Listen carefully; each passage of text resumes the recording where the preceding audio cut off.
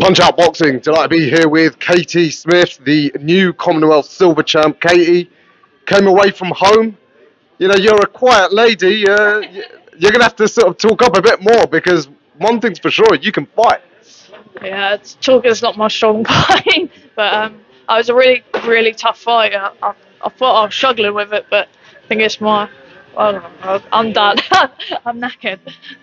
Katie, the first round looked like you were going to get a rhythm with your jab, use your height and reach. It was evident you are very well schooled technically, as I'd expect from a McKinson coach fighter. But she dragged you into a bit of a dogfight, made it more exciting for us, but earned yourself a few bruises for your trouble. Yeah, the jab was working really well, but everything was. The jab landed every time, but she made it tough, and it turned into a bit of a scrap. But yeah, it was amazing. I loved it. She was coming she was in her own town, and she was definitely not losing mentally. She was coming in, so she took a lot of shots there, and she fired back. But Katie said too much our work rate, and her jab was dominant. And obviously, like, the most important punch is a jab. And obviously the judges looked at it and was like, the first thing you see is a nice strong jab. And she won the jab, the back of the jabs every single time. And I think the lack of jabbing from the other side, she's just stood out. And her flurries of punches as well was just like phenomenal work rate. Shots to the body, she just landing more, the cleaner, flusher shots. And when her opponent was throwing shots back, Katie was blocking a lot of them with the tight guard. So, you know, but I cannot thank them enough. And she's got a massive heart, EILISH, and I know she's going to come back strong. And they only had 3 fights each, so they're both learning a lot from that. It doesn't matter who won or who lost. You know, she'll get another chance at it. Yeah, absolutely. Both ladies come out of this with a lot of credit. It was a hell of a fight. Interesting, though, for a tall fighter. Up close, could still mix it on the inside. There's some great infighting as well. It's the coaching there. I think so. Listen, it's not my coaching. It's Miles Harden's put a lot of work into this, and so, you know, I'm not going to sit here and take all the thing myself and that, you know. But like little bits from me. Miles puts the hours in as well. Yeah, travels up and down the country and stuff, like, you know. But we've got belief in her, and the belief to show. But it's down to her, this girl. It's a little bit of genetics. She's tough. And a lot she didn't know about herself. All the time she's boxing, she's learned more about herself in the last 2 years that she's been that she didn't know before, you know. And like, obviously, professional and amateur boxing, from your first amateur fight, you're doing 3 rounds, and the Olympic gold medal, you're still only doing 3 rounds, and that wasn't really suited to this girl. She's more of a long distance fighter, and obviously, we've said to her at the same time, with female boxing, you've got to set a fast pace. So we've been training for a fast pace.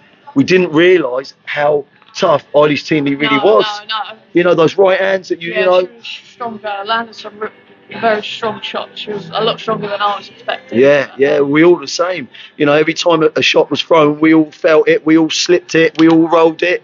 You know, like, we're a close team. There's only like 5 of us, 5 boxers in the gym. So we're all like close to each other.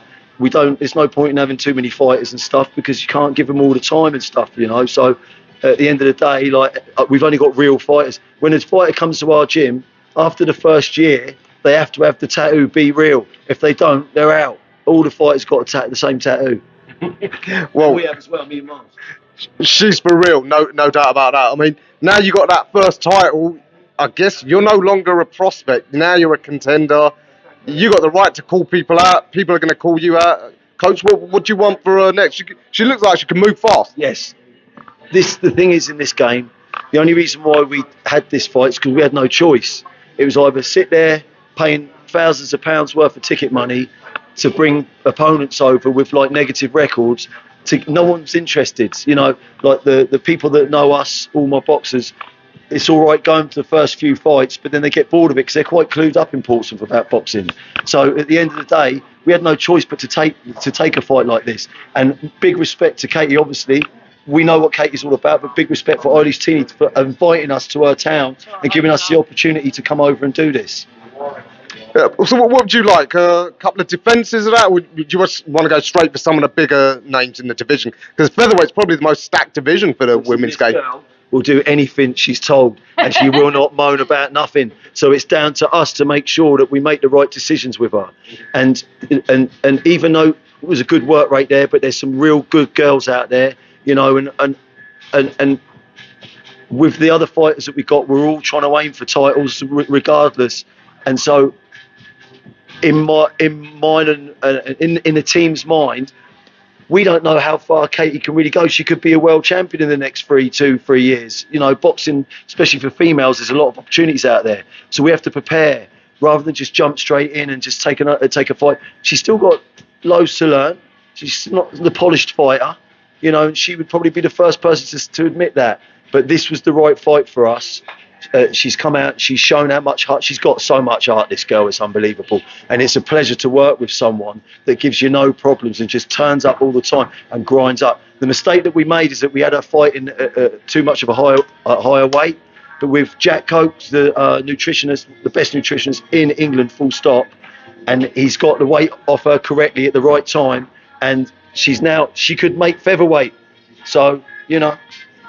Katie, how are you going to celebrate? Don't hold back. I've got some biscuits in the car and I'm going to work tomorrow, so cheers. What's your day job?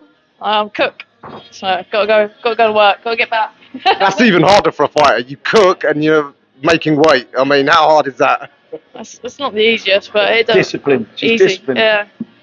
All right. Well, Katie, congratulations again. We'll be watching your career with great interest, and you're going to have to get used to talking to people like me in the media now.